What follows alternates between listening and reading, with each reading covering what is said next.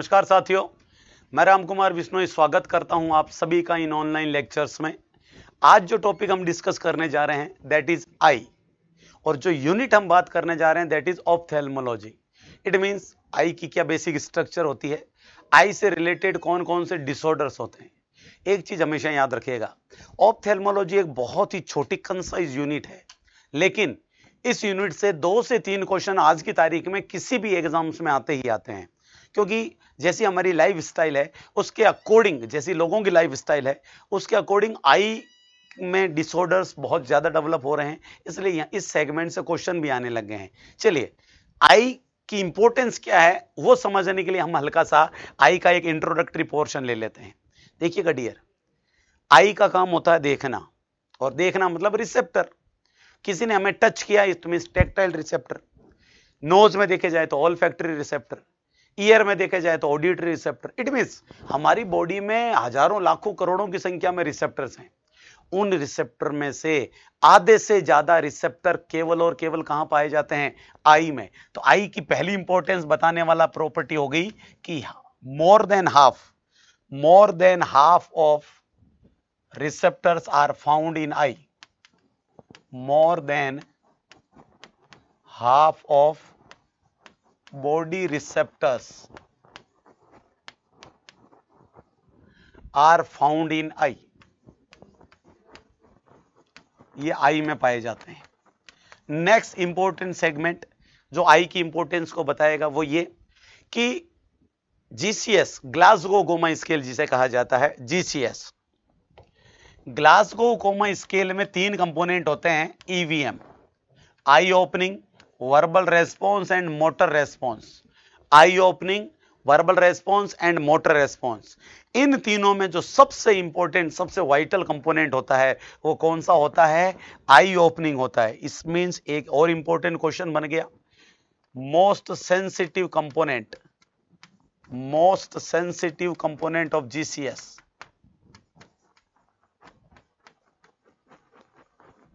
Most sensitive component of GCS, तो आपका simple सा जवाब होगा, कौन होगा? Is I opening. I opening सबसे सेंसिटिव कंपोनेंट होता है। चलिए सर, ये भी क्लियर हो गया। एक और इंपॉर्टेंट वाली चीज सुनिएगा, इंपॉर्टेंस वाली, थर्ड पॉइंट, कि जब कभी भी थर्मोमीटर को रीड किया जाता है, थर्मोमीटर में किस मार्किंग पे मरकरी है वहां से आपको पता चलेगा कि कितना टेम्परेचर है, कितना सेंटीग्रेड, कितना फ़ारेनहाइट। तो जब आप थर्मोमीटर को होल्ड करते हैं तो रीडिंग को रीड करने के लिए, मार्किंग का पता लगाने के लिए थर्मोमीटर को इस लेवल पे, आंखों से ऊपर आंखों से नीचे यूं नहीं रखा जाता। Thermometer should always be held at the level of I level. तो हमने कहा फॉर टेम्परेचर रीडिंग के लिए thermometer should be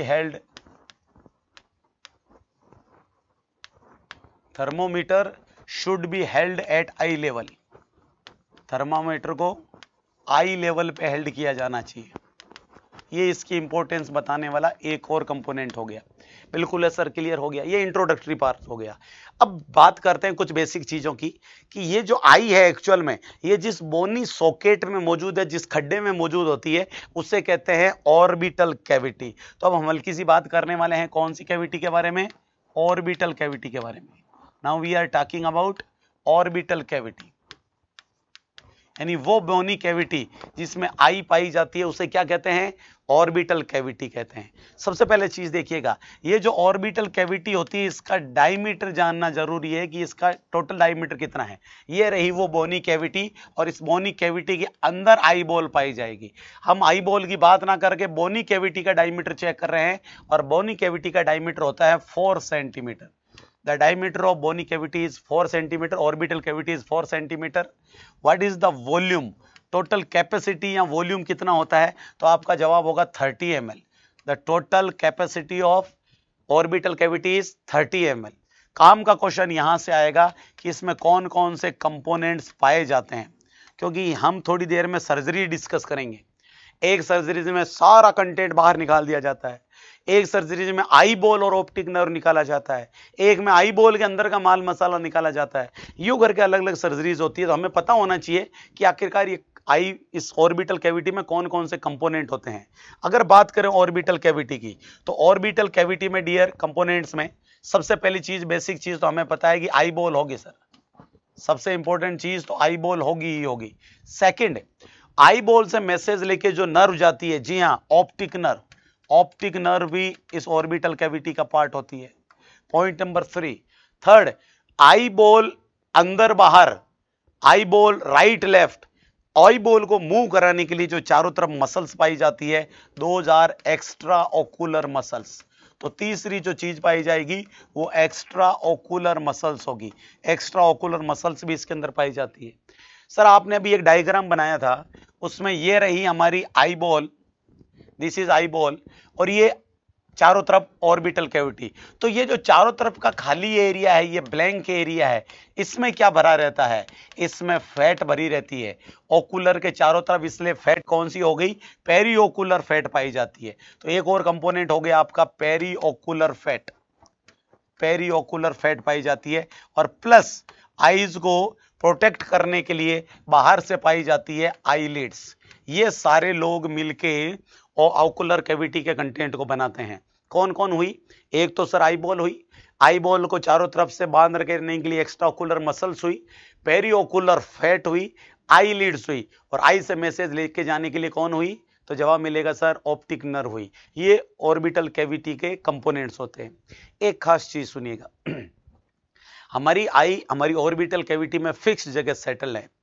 अगर मैं लेटरल व्यू बना दूं, तो ये रहा हमारा लेटरल व्यू ऑर्बिटल कैविटी का, और इस ऑर्बिटल कैविटी में कौन सेट है, आई बॉल सेट है। ना तो आई बॉल बहुत ज्यादा अंदर है और ना ही आई बॉल बहुत ज्यादा बाहर है। आई बॉल अपनी जगह पे फिक्स है, सेटल है।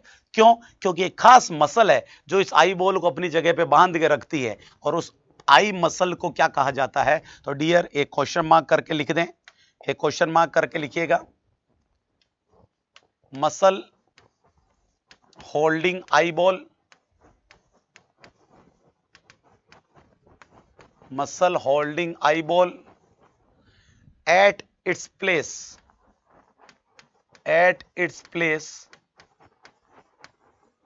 is known as, और इस मसल को कहा जाता है ऑर्बिटेलिस मसल। कौन सी मसल कहा जाता है डियर, ऑर्बिटेलिस मसल कहा जाता है।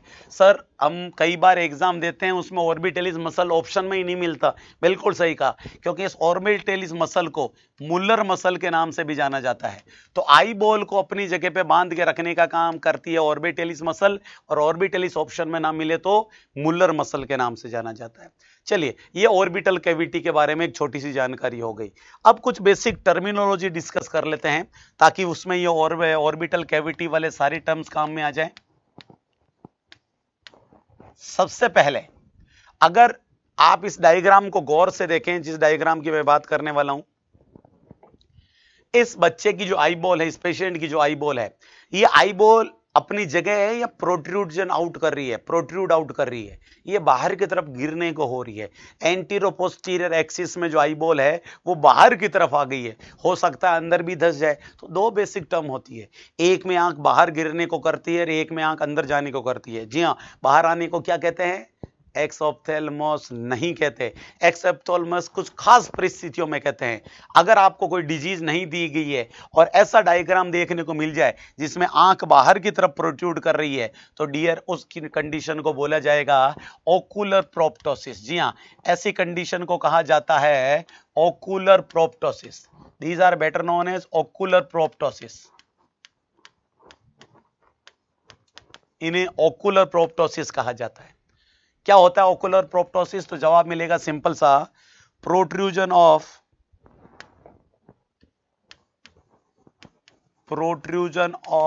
eyeball towards outside of orbital cavity। Orbital cavity से बाहर की तरफ मूव करने लग जाना, बाहर की तरफ गिरने की कोशिश करना, आई बॉल का उस घटना को किस नाम से जाना जाता है? ओकुलर प्रोप्टोसिस बोला जाता है। सर किस केस में देखने को मिलता है? अब आपका जवाब आएगा हाइपर पैराथायरॉयडिज्म में, बोले तो ग्रेव्स डिजीज में। अगर ग्रेव्स डिजीज में ओकुलर प्रोप्टोसिस हो रहा है तो उससे आप ऑप्थेल्मोस कहते हैं, हर कभी ऑप्थेल्मोस नहीं कहा जाएगा। यानी अब मैं कहूंगा इफ कॉज इज, अगर कॉज ग्रेव्स डिजीज है, if cause is Graves disease, then it is known as, तब इसे किस नाम से जाना जाएगा? then it is known as exophthalmos, तब इसे एक्स ऑप्थेल्मोस कहा जाएगा। अगर कारण ग्रेव्स डिजीज है तो इसे एक्स ऑप्थेल्मोस कहा जाता है बेटा जी। चलिए सर बिल्कुल क्लियर हो गया कि ओकुलर प्रोप्टोसिस यानी किसी भी वजह से आंख का बाहर की तरफ निकलने लग जाना, और ग्रेव्स डिजीज से निकलना एक्स ऑप्थेल्मोस कहलाता है। बिल्कुल। So exophthalmos is a characteristic feature of which disease? Graves disease. ये रिवर्स क्वेश्चन भी आ सकता है। अगली टर्म देखिएगा डियर, हमने इस बार पेशेंट की आई को बाहर निकाला था, अगर आई बॉल अंदर की तरफ धंसने लग जाती है तो घटना क्या कहलाती है? Sir then the term is known as enophthalmos. Enophthalmos कहां करना? इंडेंटेशन होना, protrusion of eyeball, eyeball का प्रोट्रूड करना फर्दर इनसाइड और अंदर की तरफ, protrusion of eyeball further inside of orbital cavity. Orbital cavity में आई बॉल का और अंदर धंस जाना, उस चीज को किस नाम से जाना जाएगा? उससे एनऑप्थेल्मोस के नाम से जाना जाता है। और ये किस केस में देखने को मिलता है? याद रखिएगा, इसका अगर आप कारण देखना जाएं तो सर इसका कारण होता है हॉर्नर सिंड्रोम। जी हाँ, एक कंडीशन है better known as Horner syndrome, इसका कारण हॉर्नर सिंड्रोम होता है। सर हॉर्नर सिंड्रोम से कैसे? अभी हमने डिस्कस किया कि आई बॉल को अपनी जगह पे सेटल रखने का काम कौन सी मसल करती है? ऑर्बिटेलिस मसल करती है। जब कभी भी हॉर्नर सिंड्रोम हो जाता है तो याद रखिएगा पैरालाइसिस हो जाता है। कौन सी मसल का? Paralysis of orbitalis muscle, paralysis of orbitalis muscle, orbitalis muscle का पैरालाइसिस हो जाता है, याद रखिएगा। और इस घटना को किस नाम से जानते हैं? एनऑप्थेल्मोस के नाम से जानते हैं। और कारण कौन देखने को मिला? हॉर्नर सिंड्रोम देखने को मिला। क्लियर है? विथ डायग्राम डिस्कस कर लेते हैं बेटा जी। ये देखिएगा विथ डायग्राम कि कैसा होता है एनऑप्थेल्मोस। इस डायग्राम को देखिएगा, यहां इतना सॉकेट बन चुका है, इतनी आई अंदर धस चुकी है कि मेरी फिंगर्स तक घुस सकती है इसकी ऑर्बिटल कैविटी में, साइड में। आंखों का इस तरह अंदर धस जाना, ऑर्बिटल कैविटी में फंस जाना, क्या कहलाता है? एनऑप्थेल्मोस कहलाता है। थर्ड अगला पॉइंट लिखिएगा डियर, हॉर्नर सिंड्रोम। नेक्स्ट जो काम की चीज आ रही है दैट इज हॉर्नर सिंड्रोम। कि आखिरकार क्या होता है हॉर्नर सिंड्रोम, उसके बारे में डिस्कस करते हैं कि हॉर्नर सिंड्रोम क्या होता है। डियर देखिएगा, पहले सिंपल कुछ नर्वस का सिस्टम देख लेते हैं हम हल्का सा। थर्ड डिस्कस करने जा रहे हैं हॉर्नर सिंड्रोम।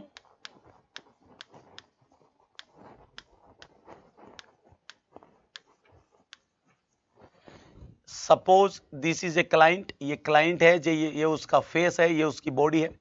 पीछे की तरफ यहां उसकी स्पाइनल कोड है और स्पाइनल कोड से बहुत सारी नर्व्स निकल रही हैं। सपोज इस जगह से निकल रही है C1, C2, C3, इस खास जगह से नर्व निकल रही है C8 और C8 के जस्ट नीचे T1। जी हाँ, अगर बात की जाए वर्टिब्रा की तो सर्वाइकल वर्टिब्रा 7 होती है। सर्वाइकल स्पाइनल नर्व्स कितनी? 8 पेयर्स होती है। 8 राइट साइड में, 8 लेफ्ट साइड में निकलती है सर्वाइकल स्पाइनल नर्व्स। अब कम की चीज सुनिएगा, C8 और T1 ये बेसिकली इस फेस को सप्लाई करती है। क्लियर है? और इनका क्या फंक्शन होता है? अगर हम C8 और T1 के फंक्शंस की बात करें तो इनका सबसे पहला काम होता है प्यूपिल डायलेशन। इनका सबसे पहला काम होता है प्यूपिल डायलेशन। जी हाँ, खुद की साइड की प्यूपिल को डायलेट करवाने का काम यही करती है। तो और प्यूपिल डायलेशन आप सभी जानते हैं, pupil dilation is better known as mydriasis. Pupil dilation को माइड्रिएसिस, अगर कोई बेसिक लेवल का एग्जामिनर हुआ तो वो यहां से भी क्वेश्चन पूछ सकता है कि व्हाट इज माइड्रिएट्रिस, तो आपका जवाब होगा माइड्रिएसिस मींस प्यूपिलरी डायलेशन।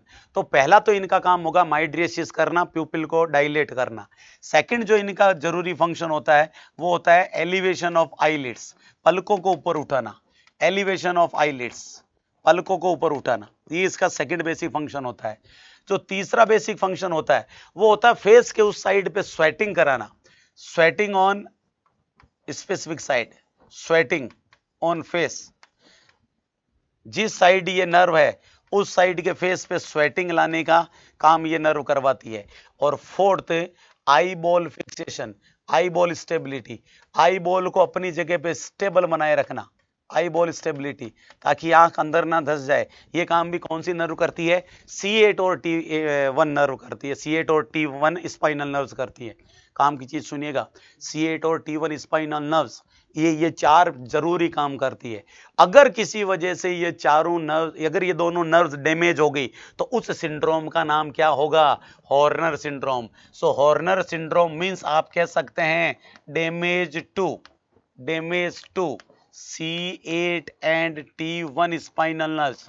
C8 और T1 स्पाइनल नर्व्स का डैमेज होना कौन सा सिंड्रोम कहलाता है? हॉर्नर सिंड्रोम कहलाता है। क्या होगा हॉर्नर सिंड्रोम में? सर जो चारों नर्व काम कर रही थी वो दोनों नर्व जो काम कर रही थी वो काम नहीं होंगे। बिल्कुल सही कहा। क्या नहीं होगा? सर प्यूपिलरी डायलेशन नहीं होगा, इट मींस प्यूपिलरी कॉन्स्ट्रिक्शन हो जाएगा, मियोसिस। क्या नहीं होगा? एलिवेशन ऑफ आईलिड्स नहीं होगा, इसका मतलब टोसिस ऑफ आईलिड्स, पलके गिरी हुई रहेगी। क्या होगा? स्वेटिंग ऑन फेस, फेस के उस खास एरिया में पसीना नहीं आएगा, इट मींस एनहाइड्रोसिस हो जाएगा। क्या हो जाएगा? एनहाइड्रोसिस यानी डेफिशिएंसी ऑफ स्वेटिंग होता है। और लास्ट में आई बॉल स्टेबल नहीं रहेगी, आई बॉल बाहर अंदर की तरफ धस जाएगी, इसका मतलब एनऑप्थेल्मोस हो जाएगा। बिल्कुल सही कहा। एक इमेज से और क्लियर कर लेते हैं हम कि क्या होता है Horner syndrome. Horner syndrome basically C8 और T1 के डैमेज होने से, यानी कायदे से बोलूं तो कौन C supply? Sympathetic nerve supply, चेहरे के एक तरफ की जब सिंपैथेटिक नर्व सप्लाई डैमेज हो जाती है, C8 और T1 का बजीड़ बोल जाता है, तो याद रखिएगा उस वजह से क्या होता है, आपका हॉर्नर सिंड्रोम देखने को मिलता है।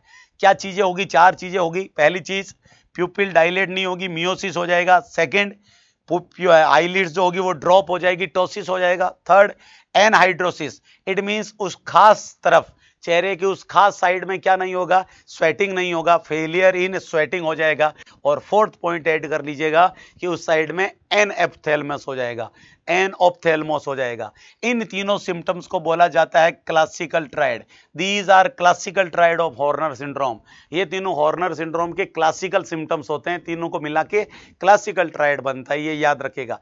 All these three are classical triad. चौथा सिम्टम होता है एनऑप्थेल्मोस। क्लियर है? इस तरह आप बहुत इमेज से एक अच्छी तरीके से याद कर सकते हैं।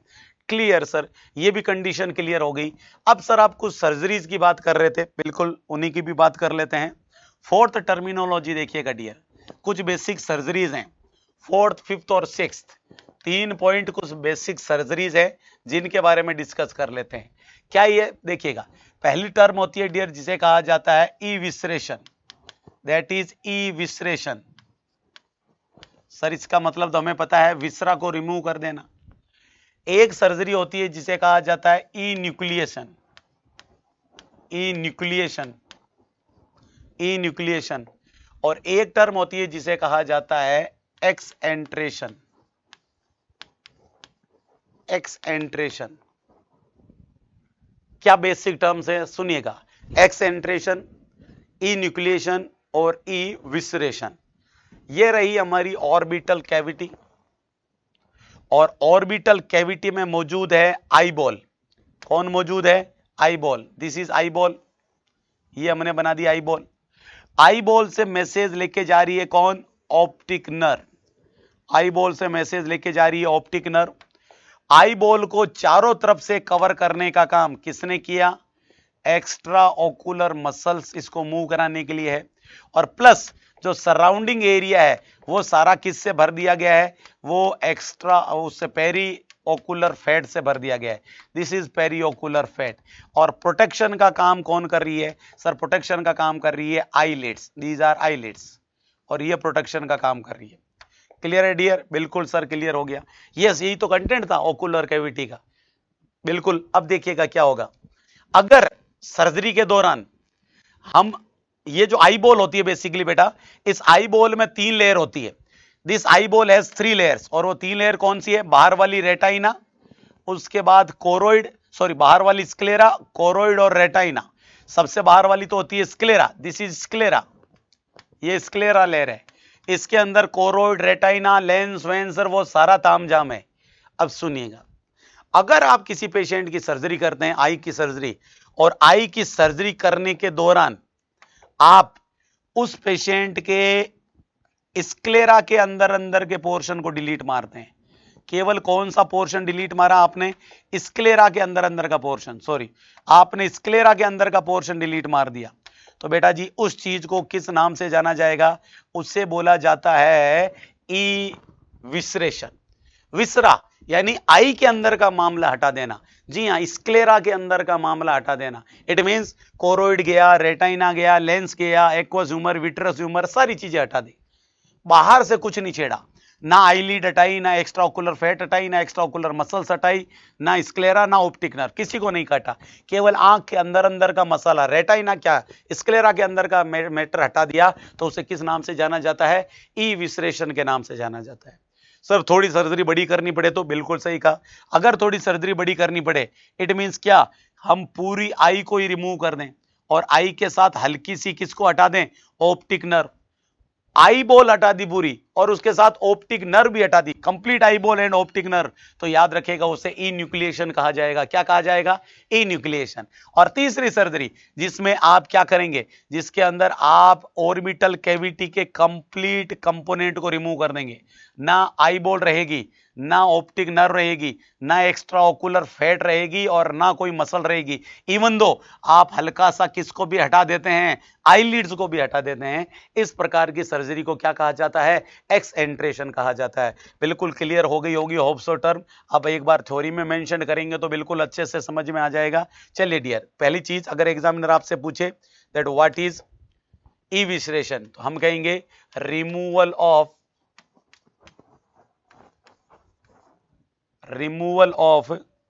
eyeball content, removal of eyeball content within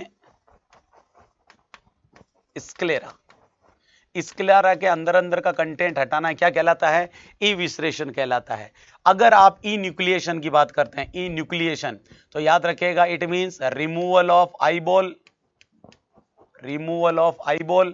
eyeball को रिमूव कर देना, plus some part of optic nerve, plus जो ऑर्बिटल कैविटी में ऑप्टिक नर्व है उससे भी काट देना। इससे किस नाम से जाना जाता है? ई न्यूक्लिएशन के नाम से जाना जाता है। जबकि अगर आप सारा कंटेंट ही हटा देते हैं, जी हां, removal of all content of orbital cavity, removal of all content of orbital cavity. अगर आपने ऑर्बिटल कैविटी का सारा कंटेंट ही हटा दिया, इंक्लूडिंग किसके सहित? इंक्लूडिंग आईलिड्स, पलके सहित ही, इंक्लूडिंग आईलिड्स, तो उसे किस नाम से जाना जाएगा? उसे डियर एक्सएंट्रेशन के नाम से जाना जाएगा। बिल्कुल क्लियर हो गया सर। एक में सारा माल मसाला हटा देना, एक्सएंट्रेशन। एक में आई और ऑप्टिक नर्व हटाना, ई न्यूक्लिएशन। एक में स्क्लेरा के अंदर का मैटर हटाना, ई विसरेशन। चलिए डियर, अब क्वेश्चन क्या निकल के आता है? जब भी ये सर्जरीज की जाती है तो इन सर्जरीज करने के बाद पेशेंट को प्रोस्थेटिक आई, मतलब बोले तो आर्टिफिशियल आई, वो किसी मेटल की बनी हो, स्टोन की बनी हो, वो आई दी जाती है प्रोस्थेटिक आई। तो प्रोस्थेटिक आई को लगाने का और प्रोस्थेटिक आई को रिमूव करने का भी बहुत बार एक क्वेश्चन पूछा जाता है। ये सर्जरी करने के बाद आप कौन सी आई काम में लेते हैं? सर हम प्रोस्थेटिक आई काम में लेते हैं। Then the 7th point is prosthetic eye. Prosthetic eye, पहला क्वेश्चन, प्रोस्थेटिक आई का एप्लीकेशन। जब कभी भी आप प्रोस्थेटिक आई को अप्लाई करते हैं तो हमेशा याद रखिएगा बेटा, प्रोस्थेटिक आई लगाने के लिए पेशेंट को एजुकेशन देनी है कि सबसे पहले वो अपनी कौन सी आई लीड ऊपर उठाए? अपर आई लीड ऊपर उठाए। उसके बाद उस जो प्रोस्थेटिक आई है उससे अपर आई लीड के नीचे घुसाए, उसके बाद लोअर आईलिड खींचे और नीचे सेट करें। जब अप्लाई किया जाता है तो सबसे पहले अपर आईलिड को ऊपर उठाया जाता है, वहां पे प्रोस्थेटिक आई डाली जाती है, उसके बाद लोअर आईलिड को नीचे खींच के और प्रोस्थेटिक आई को नीचे घुसेड़ दें। इस तरह सेट किया जाता है, पहले अपर आईलिड उसके बाद लोअर आईलिड। बिल्कुल सीक्वेंस समझ में आ गया। Uplifting of upper eyelid, then pulling of lower eyelid, उसके बाद लोअर आईलिड को पुल किया जाता है। Uplifting of upper eyelid and pulling of lower eyelid, ये तरीका होता है क्या करने का, लगाने का, प्रोस्थेटिक आई लगाने का। एक इमेज से क्लियर कर देते हैं कि कैसे प्रोस्थेटिक आई लगाई जाती है।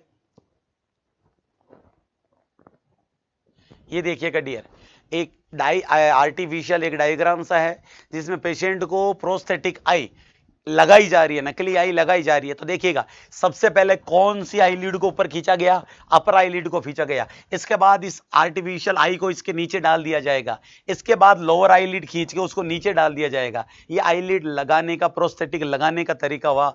अब देखिएगा, अगर आपको रिमूव करना है, अगर आपको आईलिड को रिमूव करना है तो रिमूव करने का तरीका क्या होगा, प्रोस्थेटिक आई को लगाई भी को लिए सबसे पहले ऊपर वाले को नहीं छेड़ना, उल्टा चलना है। सबसे पहले किसको नीचे खींचना है, नीचे वाले को नीचे खींचना है, तो ये खुद ऊपर उठ जाएगी, फिर इससे पकड़ के नीचे खींच लो, दैट्स इट।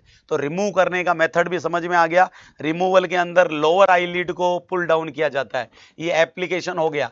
अगर आप प्रोस्थेटिक आई को रिमूव करना चाहते हैं तो रिमूव के लिए pulling down of lower eyelid, केवल लोअर आईलिड को खींचा जाएगा, pulling down of lower eyelid. इस तरह आप आर्टिफिशियल आई प्रोस्थेसिस को अप्लाई कर सकते हैं और रिमूव कर सकते हैं। एक क्वेश्चन और बेसिकली आ जाता है बेटा जी प्रोस्थेटिक आई में से ही, वो क्या क्वेश्चन आ जाता है, वो क्वेश्चन ये आता है कि प्रोस्थेटिक आई जब आर्टिफिशियल आई है तो वो गंदी भी हो सकती है, उससे साफ किससे करेंगे। तो याद रखिएगा, अगर एग्जामिनर क्वेश्चन पूछे cleaning of A prosthetic I, cleaning of I prosthesis, तो हमेशा याद रखिएगा the choice of solution with B normal saline. किससे साफ करना है, नॉर्मल सेलाइन से।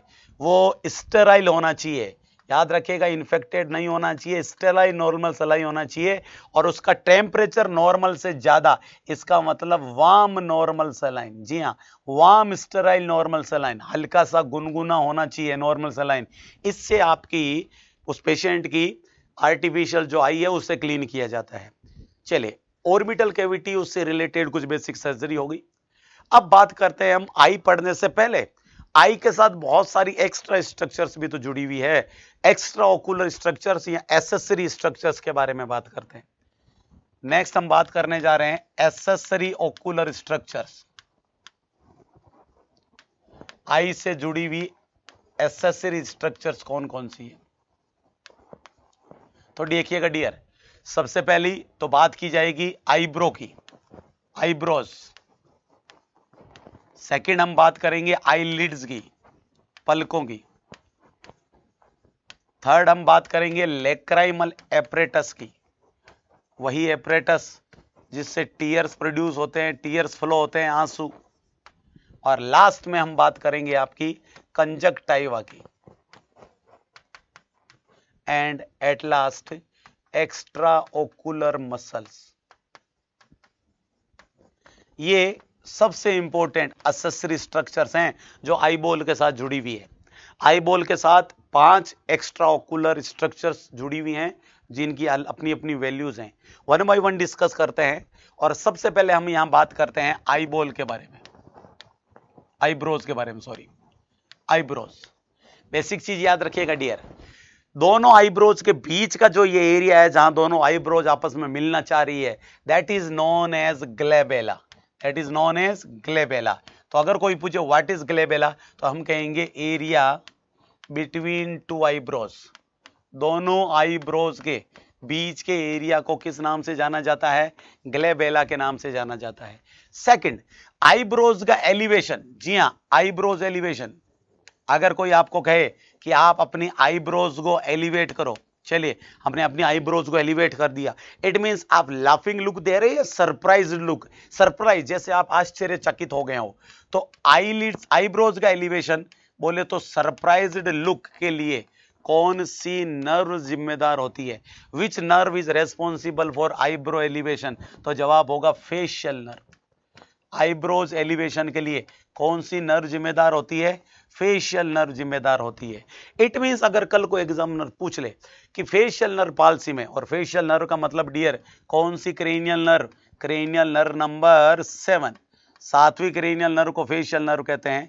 अगर फेशियल नर्व का पैरालिसिस हो गया तो एक चीज हमेशा याद रखिएगा, फेशियल नर्व का पैरालिसिस कहलाता है फेशियल पाल्सी या Bell's palsy, facial oblique Bell's palsy कहा जाता है।